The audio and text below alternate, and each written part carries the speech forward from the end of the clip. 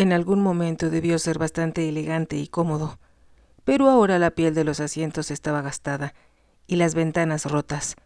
Los dos hombres se subieron y se sentaron a ambos lados de la joven.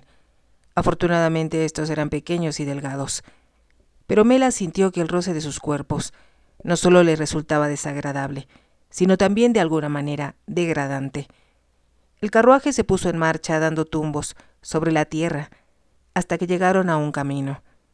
Mela se imaginó que tal vez, llevaba a una carretera. Entretanto se estaba preguntando si pediría ayuda, si acaso se cruzaban con alguien. Como si el lacayo pudiera leerle el pensamiento, advirtió con brusquedad: «Si usted trata de emitir un solo sonido, yo la voy a amordazar o a golpear hasta que pierda el conocimiento». Antes de que Mela pudiera protestar, Jimmy, quien todavía no había hablado, intervino. «Espera, Rigg, queremos que firme la carta primero». «Lo hará cuando lleguemos allá», aseguró el aludido. «Será mejor que te quites ese pañuelo de la cara, o cualquiera que te vea va a pensar que estás loco». Jimmy se descubrió el rostro y Mela pudo verlo. Era un hombre de aspecto por demás desagradable, muy joven aún, como de la misma edad que Rigg. Rigg, que era quien la había reconocido a ella, era obviamente el organizador de aquel secuestro. Ahora Mela pensó que debió suponer que cualquiera que viniera de Londres podía tener sirvientes, quienes la hubieran visto entrar o salir de cualquiera de las muchas fiestas a las que había asistido en la ciudad. Eso era, sin lugar a dudas, lo que había ocurrido. Rigg había sido lo bastante astuto como para averiguar que Mela estaba viviendo en Wycombe bajo un nombre falso. Después de haberle preguntado a Lady Jane quién era ella, y sin haber obtenido una respuesta, de seguro él interrogó a algunos de los lacayos. También pensó que una cosa que podría tener a su favor era que ellos no eran secuestradores profesionales. Sospechaba que habían alquilado o pedido prestado el carruaje a alguien de la localidad. Ahora estaban pasando frente a las rejas de Wycombe Hall. Sobre el camino frente a estas podían verse varias cabañas con techos de paja y dos pequeños comercios. Como era tan temprano, solo vio a 3 hombres que caminaban deprisa, como si se dirigieran a sus labores. Mela estaba segura de que si trataba de gritar, Rigg la iba a golpear con su revólver. Tampoco quería que la amordazaran, porque eso significaba que la podían tocar, y Mela se horrorizaba ante aquella idea. Avanzaron un tramo por el camino. Entonces los caballos dieron la vuelta como si se dirigieran hacia otra aldea. Había un letrero, pero no se veían cabañas. De pronto, apareció una pared de piedra alrededor de un cementerio. El carruaje se detuvo. Ella no estaba segura de si lo que veía era el techo de una capilla o de una casa. El hombre que estaba sentado en el pescante junto al conductor bajó y se acercó a ellos. Entonces el carruaje avanzó. Rigg miró a ambos lados para ver si no había nadie. Al parecer, estaban solos. Mela pensó que de seguro el cementerio se encontraba al final de la aldea y ya no era utilizado. Caminaron a través del cementerio y ella vio que todas las tumbas eran muy antiguas. No había flores en ninguna de ellas. Los 2 hombres que caminaban a sus lados y el que venía detrás se movían deprisa. Cuando llegaron al edificio, ella comprobó que había sido un templo. El techo se había desplomado y no era más que una ruina. «¿Qué es esto?», demandó ella. «¿A dónde me llevan?». Ellos no habían hablado desde que salieron del bosque. Ahora Rigg dijo: «A un lugar donde nadie la pueda encontrar». Mientras hablaban, todos caminaron por encima de algunas piedras caídas. Entonces Mela vio que habían llegado a lo que debió haber sido la nave de un templo. Aquí todo el techo se había venido abajo, y solo quedaba parte de las paredes a ambos lados. El altar estaba completamente tapado por ladrillos y cascajo. Ante sus ojos, ella encontró lo que parecía ser una cueva oscura. Se mantuvo quieta. «No voy a seguir adelante», protestó ella. «Usted va a ir a donde nosotros la pongamos», ordenó Rigg. «Pero antes, queremos que haga algo». La tomó del brazo y la llevó detrás de una pared. Allí, Mela vio que sobre una tumba grande se encontraba una hoja de papel, un tintero y una pluma. «Ahora le va a escribir una carta a su señoría, explicándole que la tenemos secuestrada y que, a menos que pague, usted va a morir, pues no le vamos a dar ni comida ni agua». Mela aspiró profundamente. Se preguntó qué podría hacer y cómo le sería posible escapar. Los tres hombres permanecían parados muy cerca de ella. Rigg aún sostenía su revólver y gesticulaba con éste cuando hablaba. Ahora, tratando de aparecer lo más calmada posible, Mela preguntó: «¿Cuánto pretenden pedir por mí?» «Somos 3», respondió Rigg, «y cada uno de nosotros queremos 3,000 libras, lo cual da un total de 9,000. «Eso es imposible», precisó Mela, «porque como ya les he dicho, el conde me conoce como la señorita Somers». «Vamos», exclamó Greg. «Él sabe que usted es una multimillonaria, como me lo dijeron en Londres».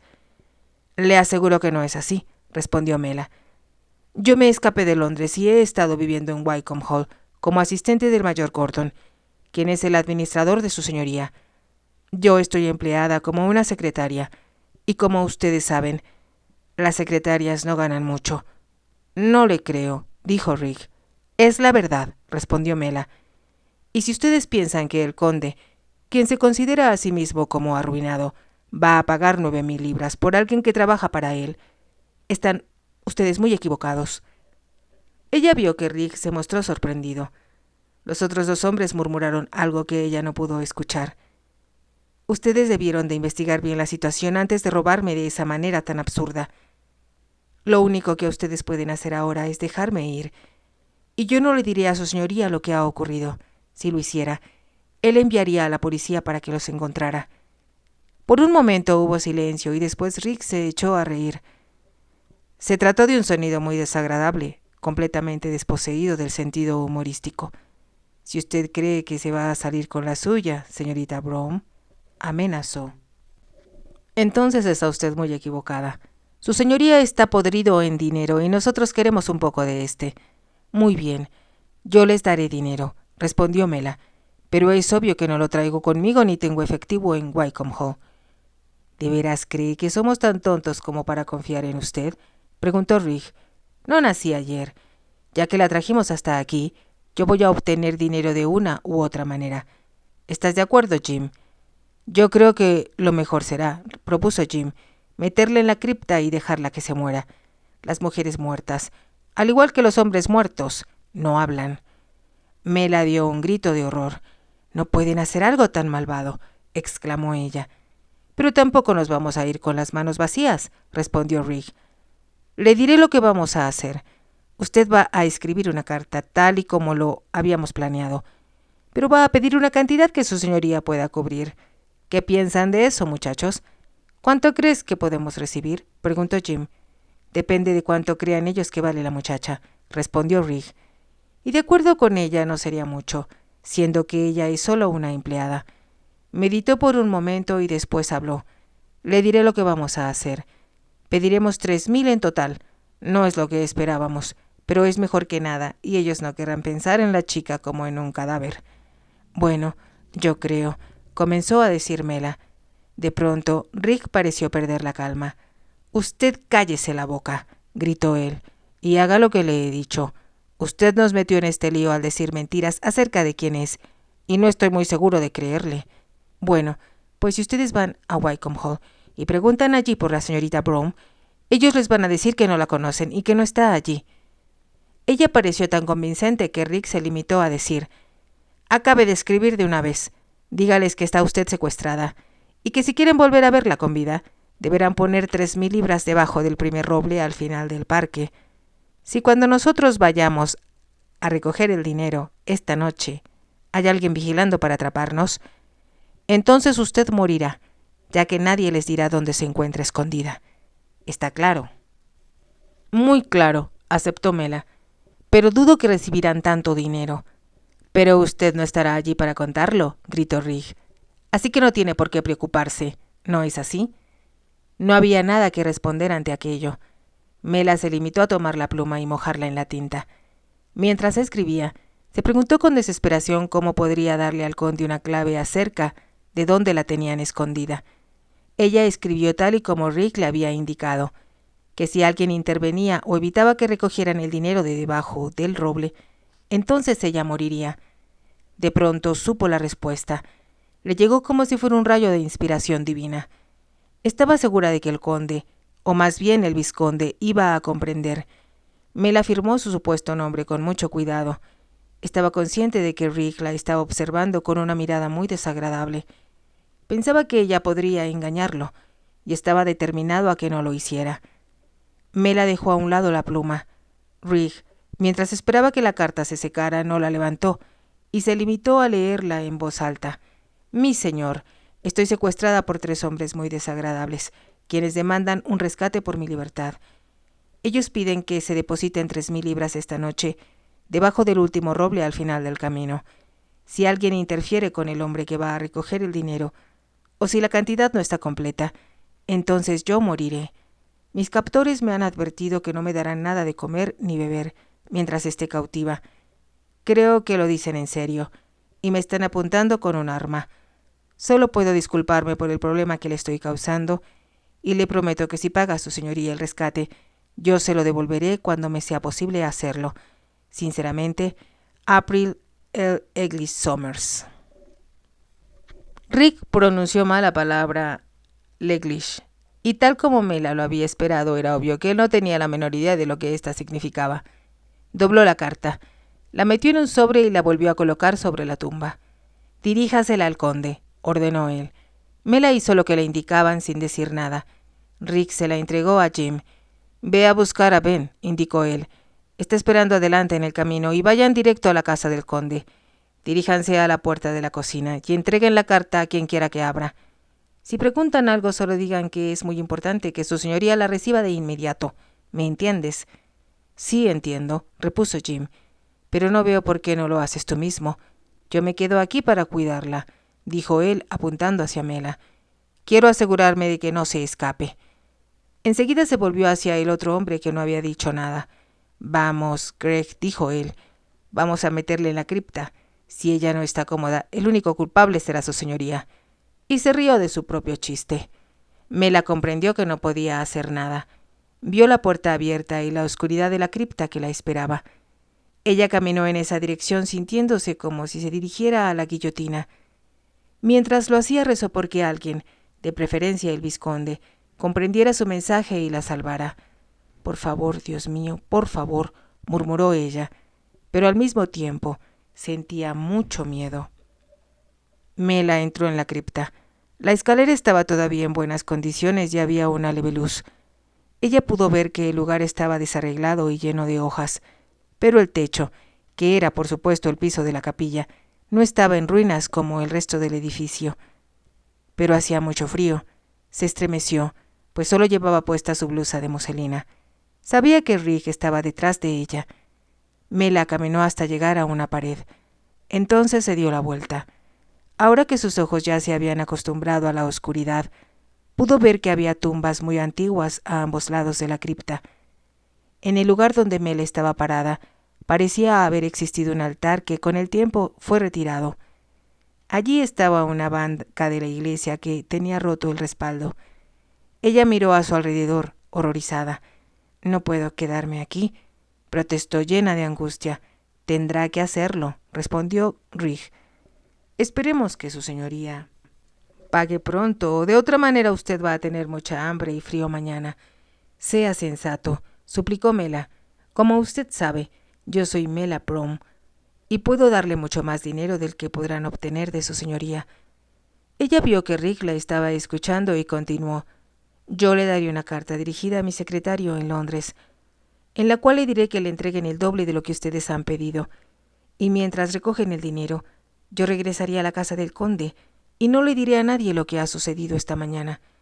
Por un momento, ella pensó que lo había convencido. De repente, él dijo de manera brusca: «No tiene caso que pretenda tentarme con esos cuentos. Yo no confío en usted ni en nadie que sea rico. Si me pueden dar el dinero ahora, entonces la dejo ir. Si no, aquí se queda hasta que yo tenga el dinero en mis manos». Mela suspiró. Sabía que había fallado y tenía mucho miedo. «Si usted no confía en mí», dijo ella, «entonces, ¿cómo puedo yo confiar en usted? Jura por lo que le sea más sagrado que me dejará ir si el conde deje el dinero bajo el roble como usted lo ha pedido». Rick sonrió de manera desagradable. «Entonces está pensando al igual que yo. que no puede confiar en cualquiera que no sea en usted misma. Eso es lo que yo he tenido que hacer toda mi vida, y usted va a tener que correr el riesgo de que si yo la deje libre, cuando las monedas de oro suenen en mis bolsillos. Se dio la vuelta y caminó hacia los escalones. Espere, por favor, espere, suplicó Mela. El hombre no le hizo caso. Subió la escalera y salió cuando llegó arriba. Al momento cerró de golpe la puerta de la cripta. Mela se había dado cuenta de que ésta no estaba rota. Pudo escuchar cómo él pasaba los cerrojos. Sabía que le sería imposible romperla. Tampoco era muy probable que alguien que pasara por allí se sintiera interesado en explorar las ruinas de la capilla. Se imaginaba que los aldeanos ya hacía tiempo que lo habían hecho, llevándose cualquier cosa que les fuera de utilidad. No había ninguna razón para que regresaran allí. Tampoco era un lugar donde los niños desearan jugar. Su única esperanza era que el conde o su hijo comprendieran por qué ella había añadido la palabra Leglis a su nombre. Mela por un momento sintió miedo de que uno de los hombres entendiera el francés, pero ellos aceptaron su firma sin comentarios. Eso, por lo menos, había sido un buen paso. Optó por sentarse sobre los restos de la banca, juntó las manos y rezó porque, al recibir la carta, el conde comprendiera lo que ella le había querido decir. Podía escuchar a sus secuestradores, que conversaban encima de ella, pero no podía entender lo que decían. De pronto, hubo silencio. Ella supuso que no querían permanecer allí, para que la gente no les prestara demasiada atención. Sospechó que iban a desaparecer en el bosque, pero también podían ir a la posada de la aldea, donde podrían comer y beber diciendo que eran viajeros. Ahora se sentía completamente sola, pero estaba en lo que quedaba de un lugar bendito. Por lo tanto, sintió que sus oraciones serían escuchadas de una manera más directa que si se encontrara en cualquier otro lugar. «Ayúdame, Dios mío, por favor, ayúdame», imploró. Entonces, como si no pudiera evitarlo, comenzó a llamar al vizconde. Él había besado la noche anterior. También le había prometido otro trabajo si el conde la despedía. Por supuesto, no tenía idea de qué podría hacer, pero aquello demostraba que él tenía interés en ella. Mela lo necesitaba ahora con desesperación. «Ven a mí, gritó ella con la voz del corazón. Estuvo cierta de que su súplica volaba hacia el conde, hacia el vizconde como si fuera un ave. El vizconde había pensado salir a montar antes del desayuno como solía hacerlo. Sin embargo, no se había acostado hasta muy tarde, y cosa rara en él, se quedó dormido muchas horas.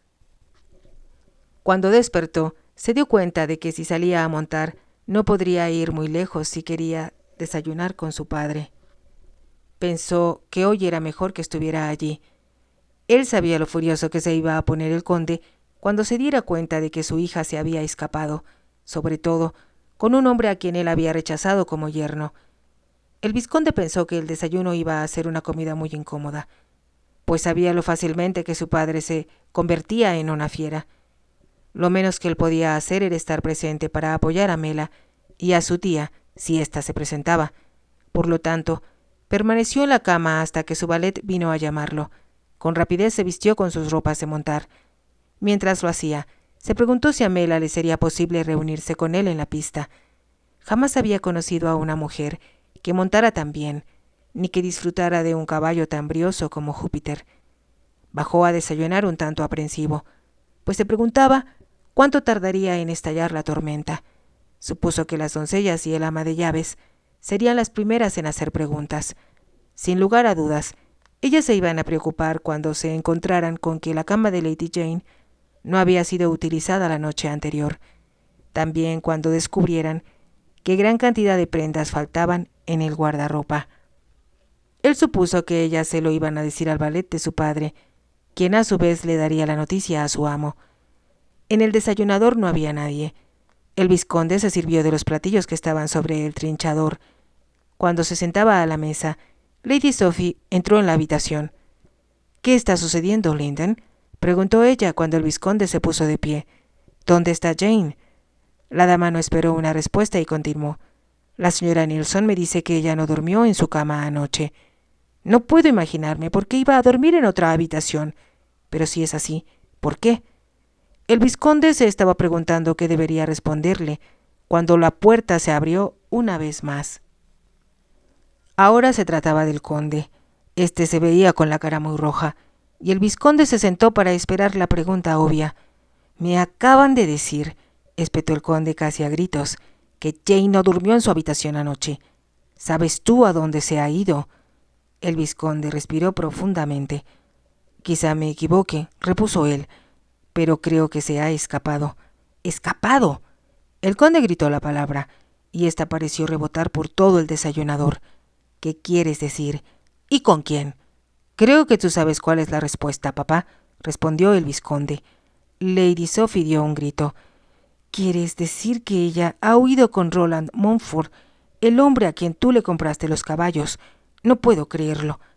«Si eso es cierto», gritó el conde, «voy a hacer que los traigan de regreso. Enviaré a la policía tras de ellos. No voy a permitir que mi hija se case sin mi permiso». El conde aún seguía gritando y el vizconde expresó con calma: «Supongo que ya es demasiado tarde, papá. Si ellos se fugaron anoche, sin lugar a dudas estarán muy lejos de aquí y ya estarán casados. Lo único que puedes hacer es aceptar la situación y darles tu bendición». «No les daré nada de eso», gritó el conde.